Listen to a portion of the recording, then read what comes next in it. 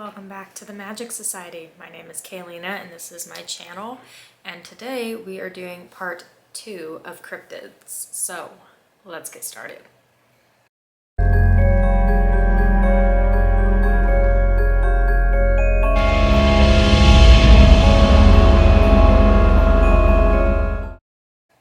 First of all, I just have to point out that this shirt is very appropriate for cryptids because this is the Abominable Snowman, and the shirt literally has like a whole bunch of them like all over the place. And then there's a really cute one on the back. So, had to dress appropriately for this video. So last week's episode, we went through the first 25 of the 50 states and the different cryptids that were associated with each state. And now we are going to go through the last 25 and talk about the cryptids for the remaining 25 states. So we're gonna hop right into it. The first one is Montana, and the monster associated is called a Shunka Warakin. It's also known as the Rindocus, the Gwinsticutus, and the Rocky Mountain Hyena. And the only reason they don't call it a wolf is because supposedly wolves have been extinct from the state for about half of the 20th century. Whatever this creature is, it has been known to attack dogs, cows, sheep, and really anything that lives within a confined fence. This creature supposedly is on display at the Madison Valley History Museum in Montana. A settler by the name of Israel Amin Hutchins began having problems in 1886 when something kept attacking his animals. He awoke one morning to find a beast with dark fur, high shoulders, and a slanted back. It also had canine-like scream he'd never heard before. The Shunka Warakin is from Native American lore, and it means carries off with dogs. Next you have Nebraska, which is the Alkali Lake Monster. So Lake Walgren, a 50-acre lake, doesn't just house fish and other lake life. It is also home to Nebraska's best-known lake monster. It has been described many different ways, from being a large catfish, a large mud puppy, and even a giant horned alligator-type beast that devours livestock and potentially sprouts water like a whale. The size varies depending on who you talk to. An article in Hay Springs News in 1921 was the first document account, and then another article was published in October discussing how he was too big to capture. Then in August of 1922, it made news again as it had been seen above the surface. It made several other newspapers as well, including the London Times. Then you have Nevada, and we've already kind of talked about Nevada's because it is the same as California's. It's Tahoe Tessie, so watch my first video to get information on that cryptid. You have New Hampshire, which is the Wood Devils, and so they mainly roam around Coos County. These are humanoid Bigfoot type creatures, said to be at least 7 feet and very thin. They are covered in gray fur. They tend to be very elusive, and they often enjoy hiding behind trees. And if for some reason there is nowhere to hide, they will often just stand perfectly still in hopes of you not seeing them, apparently. They are related to Bigfoot. Are they related to Bigfoot, or are they their own specific species? The world may never know. New Jersey. New Jersey is probably one that you have heard of before. It is the New Jersey Devil. And this is actually, there's a lore, a specific story that is related to it. Mother Leeds was about to give birth to her 13th child, and she was not having it. So she called out hoping that the devil would come and take away this child. Be careful what you ask for, because when the child was born, it all of a sudden sprouted wings and became grotesque and flew away into the night. It's portrayed to have horns and a forked tail. He's part man, but mostly animal. Some say he's the protector of the Pinelands, which is where he's said to roam. Nobody has gotten a great look at him, so details differ slightly. He's also described as a kangaroo creature with the face of a horse, head of a dog, complete with horns and tail. He may not be all bad. He's been seen and felt in at least 50 different towns. At one point, as much as $100,000 was offered to the capture of the creature, dead or alive. New Mexico, you have your Territorns. So these are also known to be giant birds. They are known to also be called wonder birds. The skeletal remains show that it's related to the vulture and had a wingspan of more than 20 feet and weighed over 120 pounds. It was so large it could have snatched a small child. Reports have been made since the late 1800s. Some include cryptozoologist Ken Gerhard, believe that these are surviving members of the raptors. Remains have been found in caves and isolated ravines, lending to the belief that these creatures somehow have survived this entire time. They have also been compared to the Native American thunderbirds, which I will discuss in just a couple down from this. They've been spotted in Donna Ana Mountains and outside La Cruces. New York is Champy. This is another typical kind of Loch Ness type monster. It is in Lake Champlain. There have been 300 alleged sightings dating back to 1819. Samuel D. Champlain, the lake's namesake, was possibly the first to see the mysterious creature. However, later it was found that the French explorer may have simply been describing a garpike, a type of fish that can grow up to 6 feet long with silver gray scales and a long snout with teeth. That makes the first real sighting in July of 1819 by a man named Captain Crumb. He describes seeing a 187-foot long black serpent with a head mimicking a seahorse. He said the thing specifically had 3 teeth and eyes the color of a peeled onion. It wore a white star on its forehead and a belt of red around its neck. In 1981, the lake was declared a safe haven for Champ. It said he could be a zeuglodon, which was an early ancestor to the whales, or a plesiosaur, an ancient aquatic reptile existing over 200 million years during the Triassic period until the Cretaceous period. North Carolina, you have the beast of Bladdenboro. In the town of Clarkton on December 29th of 1953, a woman hears her neighbor's dogs barking and whining. When she goes to investigate, she sees a cat-like monster sneak off into the darkness. It would be another 2 days before it's seen again. On New Year's Eve, the police chief, Roy Forrest, was called out to the farm of Woody Storm. 2 of his dogs had been attacked and killed by what was described as a bear or a panther. It was 3 feet long and stood 20 inches high. It had a long tail and a cat's face. An eerie description of its scream included, it sounded like a woman had a knife lodged into her back, which is pretty creepy. Finally, a group of hunters were brought in, but on January 5th, a human was attacked. Over 600 men came from far and wide to try to put a stop to the beast once and for all. A larger bobcat was caught, and after the hunters went home and the attacks stopped shortly after. North Dakota, you have your Thunderbird.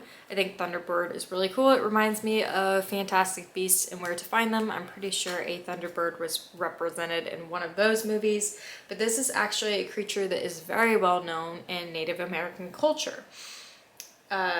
From Native Americans in the United States and as well as Canada. This bird represents power, strength, and protecting humans from evil spirits. Lightning snakes supposedly shoot from its eyes, wings, or beak, depending on the story, and its enormous wings sound like thunder when they flap. The Thunderbird's powers could bring good rain when the people needed it, but it could also bring high winds, floods, fires, and destruction. The bird had bright, colorful feathers, sharp teeth, and claws. They made their homes in the clouds above the tallest mountains. This legendary creature was both honored and feared. Many tribes believe in a variation of its story. It was believed it could take human form if it wanted to. Only the most powerful and successful chiefs use this in their family crest. You can see it depicted on many totem poles found in the northwest coast. There is even a Thunderbird dance that had been passed down from generation to generation. Ohio, you have your Loveland frogman. Found in Loveland, Ohio, a 4-foot frog roams the marshes while walking on its hind legs. It's been told since the 1950s when a businessman claimed to see multiple of these frogs along the Little Miami River. Most recently in 2016, Sam Jacobs was playing Pokemon Go and spotted the creature, taking dark photos as proof. The creature even has a yearly festival in his name. Apparently, he also has his own musical called Hot Damn, It's the Loveland Frog. I guess it had okay reviews. I'm not sure who went to go see it, but okay. Oklahoma has a Oklahoma octopus.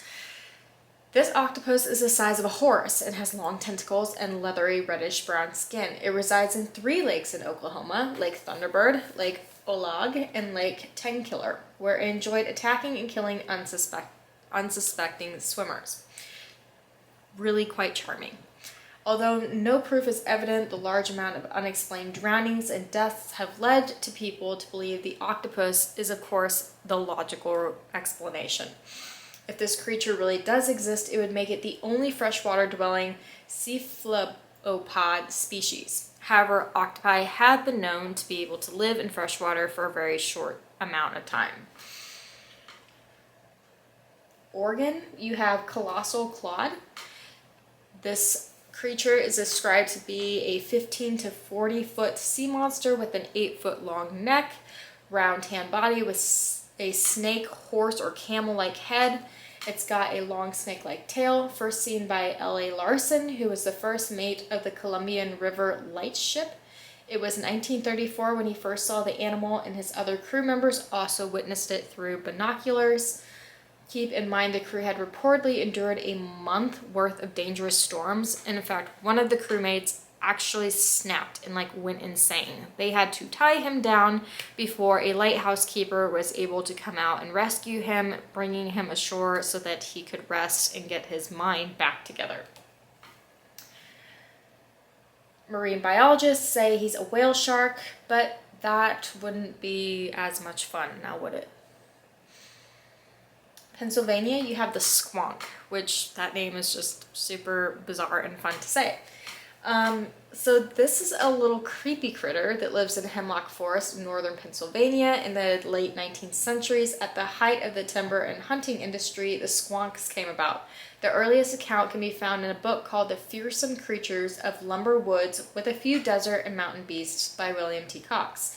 It's said to spend its time crying and that it hides because it's covered in warts and that it's ashamed by its own appearance. Most of the time they are said to be easy to find because at night they stay in their dens because they do not want to come out and potentially see their reflection in a pond or pool of water when the moon is shining down. It's kind of a sad tale as their misery is contagious, and they often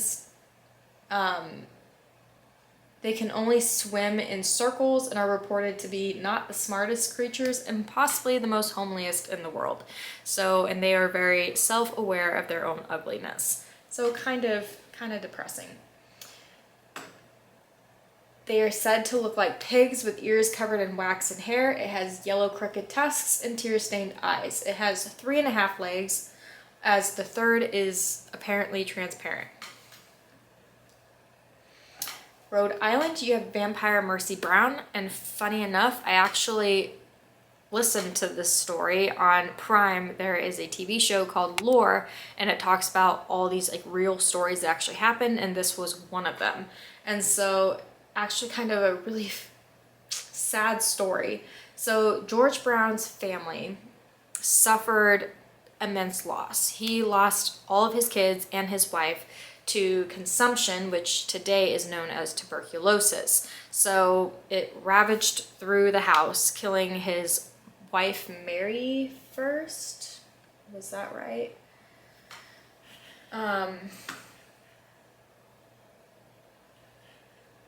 So it was extremely contagious, very painful, and oftentimes deadly. His wife Mary, was first to go, and then his 20-year-old daughter, Mary Olive, and then his 19-year-old daughter, Mercy, and finally his son, Edwin Brown.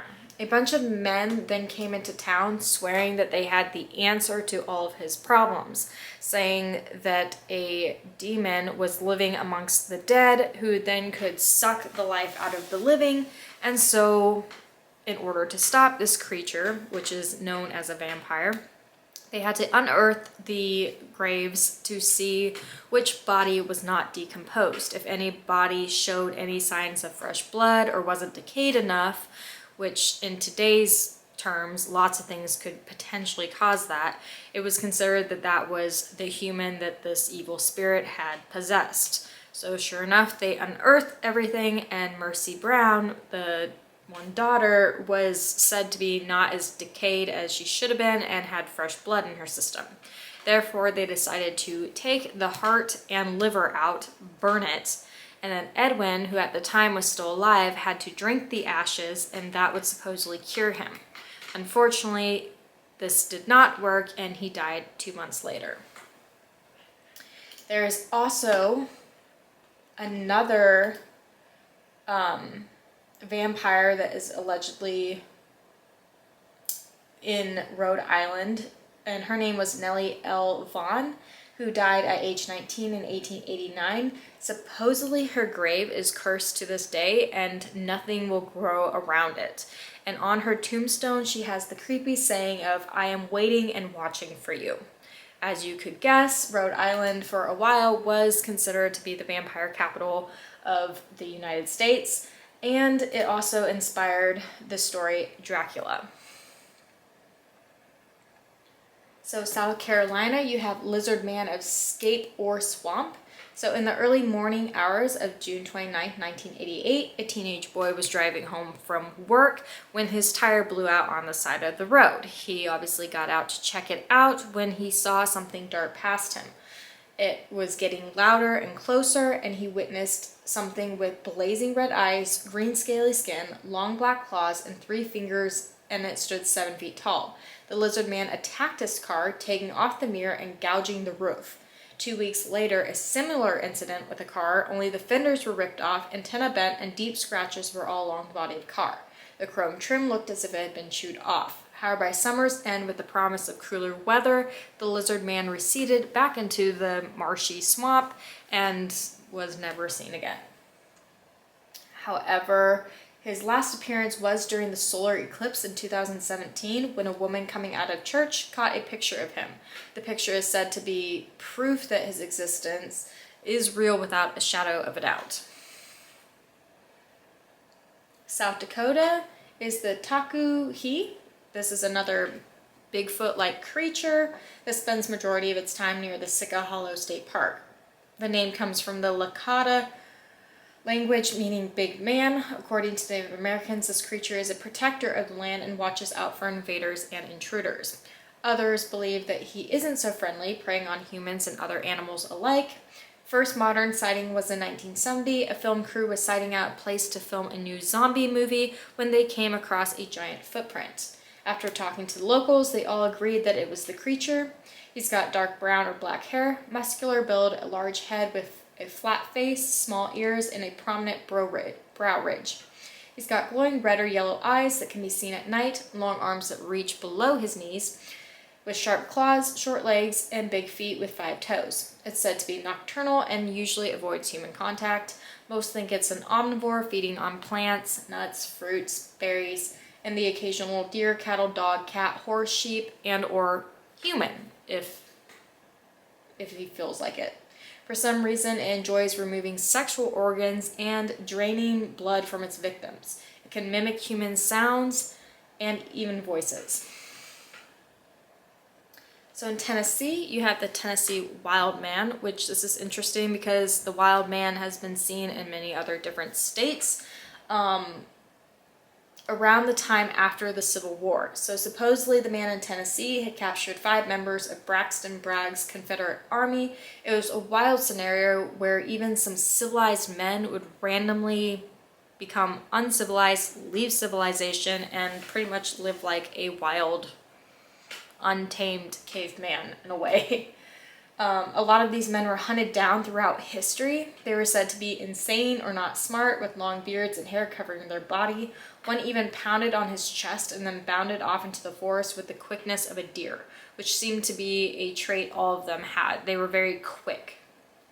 All across the nation, these stories were coming out in newspapers and all were oddly similar. What happened after the Civil War that made so many men lose their shit and escape to the woods to live like primitive cavemen? I don't know. The wild man Tennessee specifically apparently was 7 feet tall with red eyes and hair covering his body. He attempted to abduct women and evade all attempts of capture. He could be a cousin of Bigfoot, looking more like human than ape-like, with light brown or dark orange hair. However, the coloration does differ between stories. And if in doubt, how tall is the creature? 7 feet. If in doubt, it's always like 7, 8 feet. So in Texas, you have the chupacabra, which is really an interesting, fun creature. The term actually means goat sucker in Latin or in Spanish. Much like a vampire, it kills animals by sucking their blood. It appears like a hairless type dog. There was a rumor the creature was captured on camera lurking around the Amarillo Zoo in June of 2022. I actually saw that picture. I'm going to try and put it up here so that you can see it as well. The creature actually originates in Latin American folklore, specifically in Puerto Rico, areas in the 1920s. Sadly, there is a disease that has debunked the chupacabra as coyotes that have a disease called mange. Unfortunately, they become bald and it's like a parasite that infects them and changes their personality and makes it very hard for them to survive and hunt. So with this being said, there's been a lot more close encounters with humans because the coyote is so desperate to find food that it'll actually risk coming closer to humans. It's actually recommended that if you do see a coyote with this disease, and it can also affect deer and raccoon as well, that you call your wildlife experts in your area to try to get help for these animals, because it's not only dangerous for them, it's also dangerous for your pets and potentially humans as well.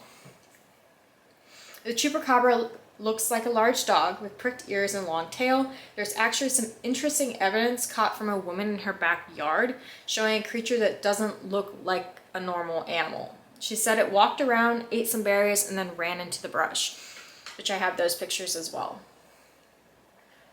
Utah, you have your Bear Lake Monster. This is another kind of Loch Ness Monster type sea creature. It's 40 to 200 feet long, shaped like a walrus without tusks. The eyes were very large and about a foot apart, ears the size of pint cups, and an unknown number of legs that stood 18 inches long and were awkward on land. Spectators said it could swim about 60 miles an hour and was serpent-like.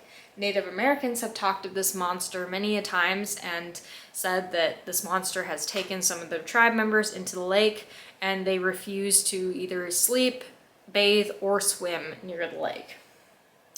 It's also been described as spitting water out of its mouth, and there are several that have seen it at the same time. The monster's name is Isabella. Vermont, you have your Northfield Pigman. So stories vary slightly on what it actually is. Some say half man, half pig, and others say it's a missing boy who grew to haunt the woods wearing a pig head. There was a farmer in 1971 who found a man with pig-like features and white hair covering his body, shifting through his trash. Meanwhile, there's another account of some youth at a school who saw pig-headed figures out in the shadows of the darkness. Some believe the pig man will do real harm to you if you were to come across paths with it, while others think he's simply a mischievous, playful-like creature. There are also rumors that he can communicate with other animals. Virginia, you have your Snallygaster. That's an interesting name. So Snallygaster, this creature goes back centuries. It's a dragon-like beast that is half bird and half reptile. Large wings with a single eye in the center of its forehead has also been described. It lives in caves and will swoop down from the sky, stealing farm animals and children. German immigrants who settled in the area called the creature a Snellergeist, which means quick spirit. In this folklore, the bird is mixed with the features of demons and ghouls. Other stories describe it with a metallic beak lined with razor-sharp teeth, as well as octopus-like tentacles. Reports claim that it can suck the blood of its victims. There is one enemy to the snallygaster, and that is called a dawayo. This creature has features similar to a wolf, but the stance and build of a human. Throughout history, these two have been known to have vicious encounters with each other. It has been encountered in other states as well, including Maryland, New Jersey, and Ohio. Washington is your typical Bigfoot. I'm sure everybody has heard of Bigfoot at one point or another. If you have not, you're obviously sleeping under a rock. It's described as an upright ape to an actual hairy human that stands 8 feet tall with a powerful build. There have been entire organizations, and many that still exist today, that are dedicated to studying and documenting this creature. A hotspot that is commonly searched is the Northwest Woods. Another fun fact is Western Air Defense Sector of Washington Air National Guard adopted the Bigfoot as its mascot. This team operates 24 hours a day, 7 days a week, and monitors almost 73% of the United States and Canada skies. So they are always there, but are rarely seen, and they protect the skies. This creature is also protected by Washington Skamania country law and by county law. West Virginia, you have Mothman, which I'm sure is another one that has been heard of many a times. It was the year of 1966, and 2 grave diggers were in Clendon, West Virginia, when they saw a dark figure fly over their heads. The legend says Mothman is a black 10-foot creature with wings and red eyes. Some believed it was some kind of mutant animal that was accidentally created because of the chemicals associated with storing TNT. I guess there is an area that they were storing that, and so it could have been a mutated animal of some sort. Allegedly, strange men in black suits began visiting the town after the sightings were reported. So, do the men in black actually exist? It would not surprise me. A famous encounter had Mothman atop the Silver Bridge on December 15, 1967. After the creature was spotted, the bridge collapsed and there were 46 deaths. Some people are a little bit conflicted about whether or not Mothman is a good entity trying to warn people of danger, or if he is malicious in nature and brings bad luck and death. He has been seen to show up before disastrous events, including different earthquakes, tsunamis, and even right before 9/11. Is he causing these disasters? Is he bad luck, or is he trying to warn us? In symbolism, moths often represent change, transformation, and growth that others associate with death, and some believe it is in regards to intuition and following your inner wisdom. Wisconsin is the Beast of Bray Road. So on a rural road outside of Elkhorn, Wisconsin, this hairy canine figure has been spotted. Recent sightings have been in Racine, Walt, and Jefferson counties. Anytime he's been seen, he's either been eating, hunting, or scavenging. He's known as the man wolf, bear wolf, and to indigenous people, the dog man. He stands 6 feet tall with gray and brown fur. Its face is wolf-like and it has shiny yellow eyes and pointed ears. His body is covered in fur but is shaped like a man's. It runs and walks on all fours but can also sometimes be seen on its hind legs or in a kneeling position like a man. No attacks have been known, however, it has been known to act aggressively, running at people and jumping on people's cars. Wyoming is your last one, and that is the jackalope, which I think is one of the cutest creatures we've discussed this whole time. The jackalope is a jackrabbit with the antlers of a deer. They may not seem like the most popular cryptids, but in Wyoming, they think very highly of it because they actually have an 8-foot statue donated and dedicated to the jackalope. It's brownish in color and weighs between 3 and 5 pounds. It's wicked fast, moving up to 90 miles per hour. They are known to have tempers and they will use their antlers to fight, and they are sometimes referred to as the warrior rabbit. One of their talents is the ability to mimic human sounds and voices. The jackalope has both a German cousin and a Swedish cousin. The German is known as a Wolpertinger, and the Swedish version is known as a Skavator.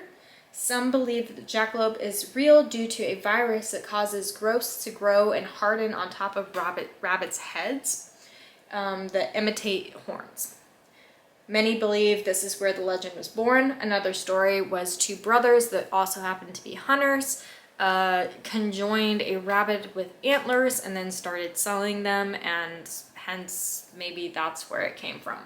Others believe it's simply a myth, and others say that it really does exist. So you can be the judge of that.